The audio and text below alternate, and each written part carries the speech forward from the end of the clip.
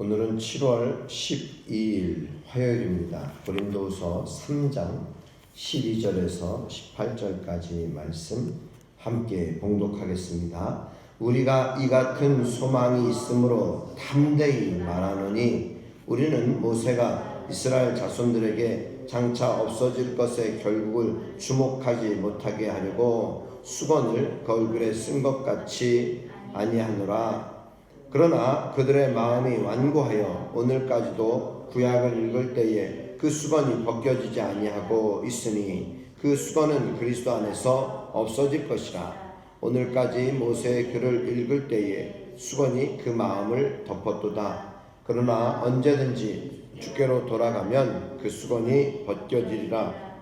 주는 영이시니 주의 영이 계신 곳에는 자유가 있느니라.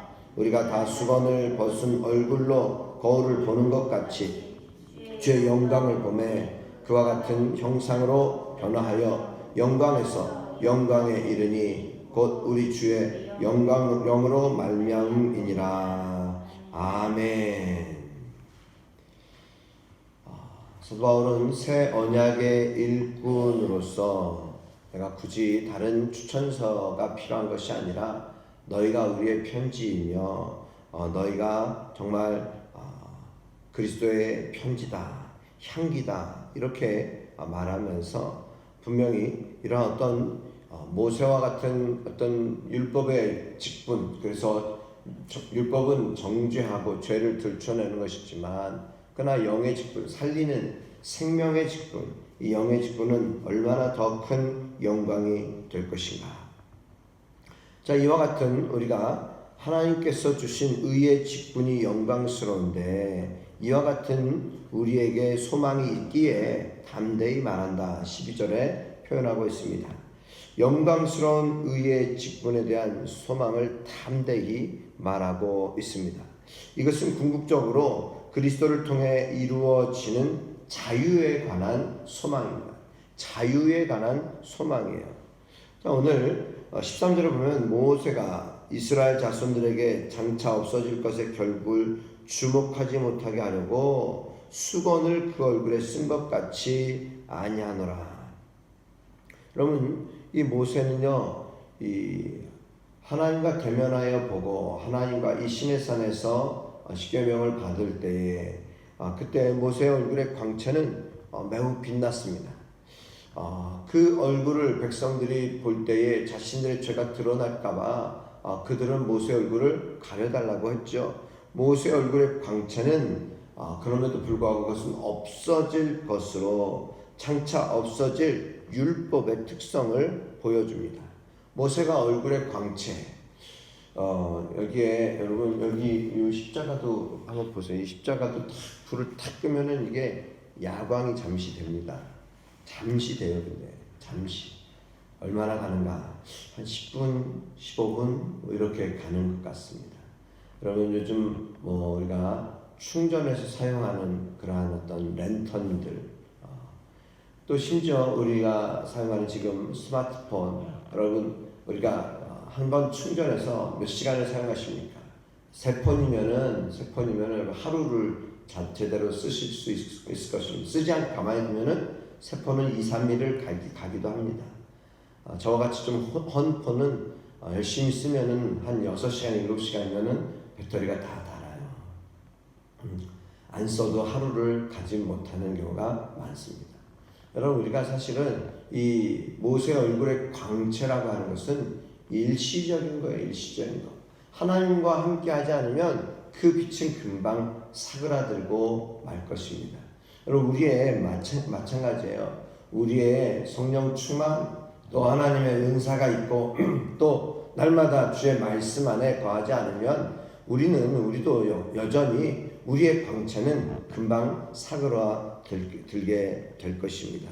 그렇습니다. 모세는 자기 얼굴에서 나는 광채를 백성이 알아보지 못하도록 수건을 썼지만 바울은 이 수건을 인간의 제한적 지식과 영적 무지로 해석하면서 신약 시대에도 사람들이 완고함으로 여전히 구약 성경을 바르게 해석하지 못하고 있다고 지적합니다. 이것이 바울이 지금 바로 모세의 수건, 모세의 수건을 비유하면서 지금 말하고 있는 것입니다.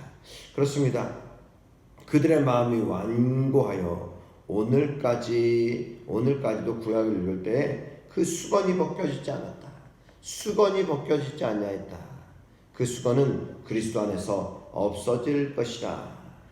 오늘까지 모세의 글을 읽을 때마다 그 수건이 마음까지도 덮어버린다면, 여러분, 우리 성도들 가운데는요, 내가 과거에, 왕년에, 내가 옛날에 신앙생활 이렇게 했는데 지금 젊은이들은 뭐 하는 거야? 이런 식으로 말하시는 분들이 아주 가끔 있어요. 왕년에, 옛날에는 내가 이렇게 신앙생활을 했는데, 신앙생활은요, 옛날이 중요한 것이 아니에요.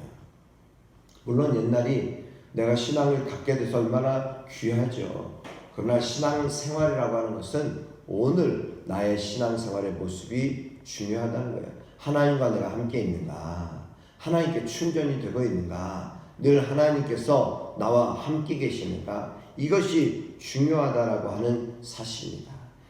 과거의 내용, 과거의 영광은 여러분 그것으로 얼마 가지 않습니다.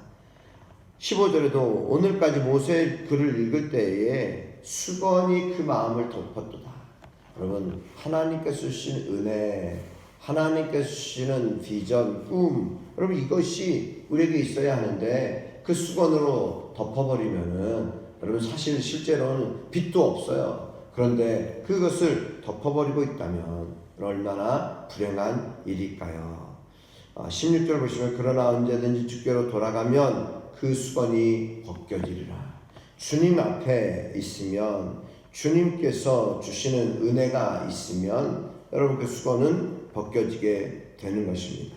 자, 이것은 곧 자유를 말하고 있는데요. 17절에 주는 영이시니 주의 영이 계신 곳에는 자유가 있느니라. 우리가 다 수건을 벗은 얼굴로 거울을 보는 것 같이 주의 영광을 보매 그와 같은 형상으로 변화하여 영광에서 영광에 이르니 곧 주의 영으로 말미암음이라.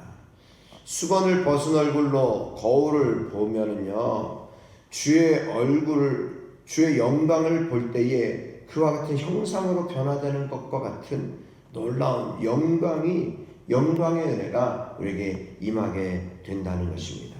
주님께로 돌이킨 사람은 정말 자유합니다. 그리스도를 믿고 구원받은 사람은 성령으로 말미암아 율법의 정죄로부터 자유를 얻게 되는 것입니다. 그리스도 안에서 얻은 죄사함과 의롭다 하심은 완전하고 영원한 자유인 것입니다.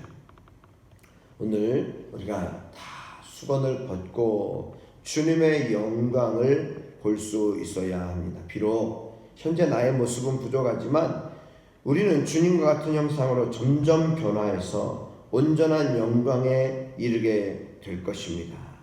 오늘 주님의 영, 주의 말씀 앞에 거하며 주님의 말씀이 우리를 자유케 하는, 여러분 요한복음 8장 32절 말씀 여러분 암송하시는 분들 많을 것입니다. 진리를 알지니 진리가 너희를 자유롭게 하리라. 하나님의 말씀은 우리를 얽매이지 않습니다. 그러나 율법은 우리를 얽매입니다. 그러나 우리는 주의 말씀, 주의 영이 계신 곳에는 자유함이 있느니라. 오늘 저와 여러분들도 진리를 알지 진리가 너희를 자유롭게 하리라. 우리 주님이 우리를 자유롭게 하실 뿐만 아니라 우리에게 은혜 충만, 성령 충만케 하실 것입니다. 혹시 여러분 우리의 어떤 신앙의 모습이 겉포장은 화려하고 아름답게 보이지만 혹시 속은 다 썩어 있진 않습니까? 겉은 경건한 척 하는데 하나님의 영광이 우리에게 없다면 오늘 주의 영광, 그것은 바로 주의 영이 우리 안에 거하시며 또 우리가 그분 안에 거할 때에 우리는 열매를 저절로 맺을 수 있는 것과 같이 우리가 주님 안에, 나의 안에 거하라. 주님 안에 온전히 거함으로 참된 자유와 기쁨과 충만함이 넘치는 귀한 주의 백성들이 되시기를 주의 이름으로 축복합니다. 기도드리겠습니다.